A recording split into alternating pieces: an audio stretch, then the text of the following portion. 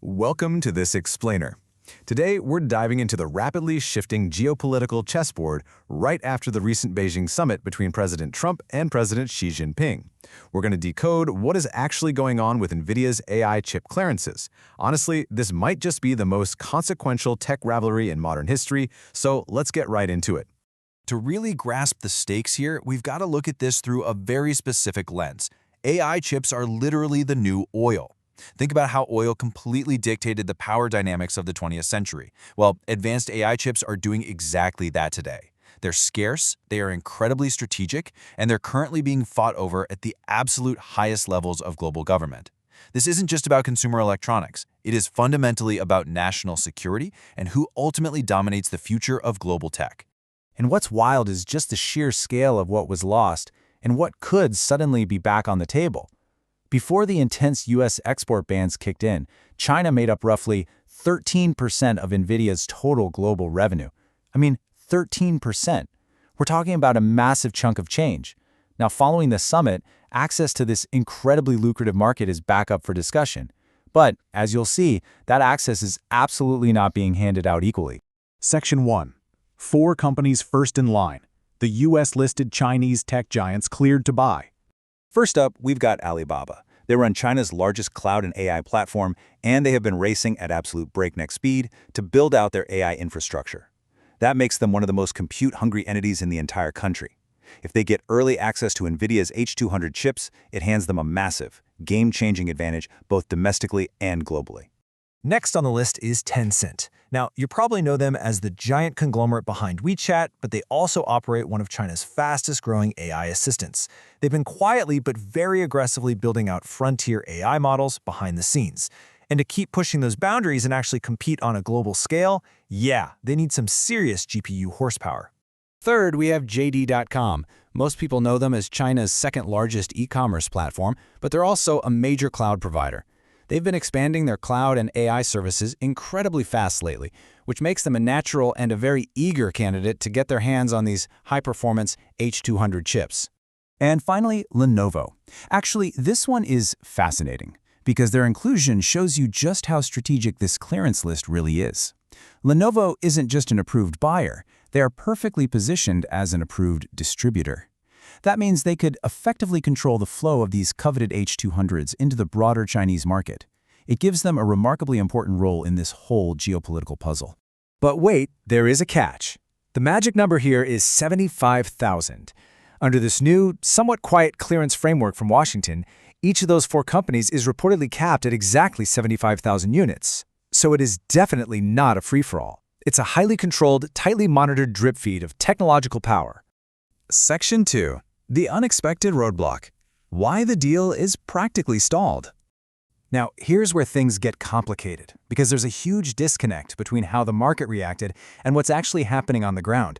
Remember during the summit when Nvidia's CEO, Jensen Huang, was added to the U.S. delegation at the literal last minute? He hopped on Air Force One during a refueling stop in Alaska.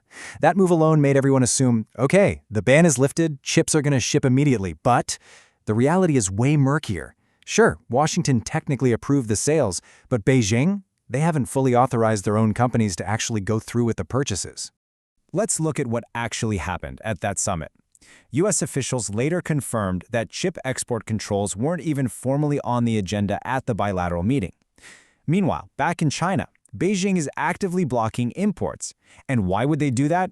Well, they're trying to steer investment away from U.S. tech and force it toward domestic chip makers like Huawei. It's gotten to the point where some Chinese companies that had already placed huge orders with Nvidia reportedly backed out because of intense domestic pressure. Section 3. The tech sovereignty dilemma. Beijing's strategic hesitation. This all boils down to one critical concept: technology sovereignty. Basically, it's the absolute strategic need for a nation to build its own domestic supply chains so it isn't relying on a geopolitical rival for critical infrastructure. President Xi's government is stuck in a really tough spot here. They clearly want the advanced capabilities of those Nvidia chips, but at the exact same time, they desperately want to prove to the world, and honestly to themselves, that they don't actually need them. So to build up that sovereignty, China is putting the pedal to the metal on its own domestic silicon alternatives. They are pouring massive resources into Huawei's Ascend line, alongside other companies like Burin and More Threads. The goal is for these homegrown options to become the true foundation of their AI future, totally bypassing American silicon. Which brings us to the agonizing dilemma for Beijing. It's a classic catch-22. On one hand, if they force their tech giants to strictly use domestic, which is currently inferior silicon, they risk falling way behind in the global AI race. It's just moving too fast. But on the other hand, if they cave and allow access to Nvidia's H200s, they close the AI gap instantly, sure, but they remain permanently dependent on a supply chain controlled by their biggest geopolitical rival. It is a brutal strategic choice. Section 4. AI chips, the new oil. Compute power is geopolitical power. You see, the Nvidia H200 isn't just a piece of hardware you slap into a server rack. It represents raw, unadulterated compute power. And today, compute power is the fundamental currency of the AI era, period. Whoever controls access to frontier AI hardware is going to dictate who leads in everything. We're talking everyday AI development, advanced military applications, surveillance infrastructure, and just baseline economic competitiveness. So let's step back and look at the big picture. The fact that Washington handpicked a specific list of 4 buyers, rather than just issuing a blanket clearance, tells us everything we need to know. Chip access isn't just regular commerce anymore. It is a highly targeted diplomatic weapon. In the meantime, Nvidia is sitting on this massive, but completely stalled revenue recovery. Don't count this story out yet, though. There are already rumblings about a potential return summit in the US this September, which could blow these high-stakes negotiations completely wide open again. As Nvidia hangs out in this bizarre legal and diplomatic limbo, the entire tech world is just watching and waiting.